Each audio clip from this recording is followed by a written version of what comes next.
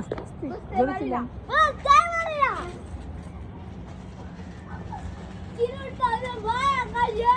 Seal video করা লাগবে, এটা এসে সবচেয়ে বড় কথা। মুই উপর উঠবে না তুমি?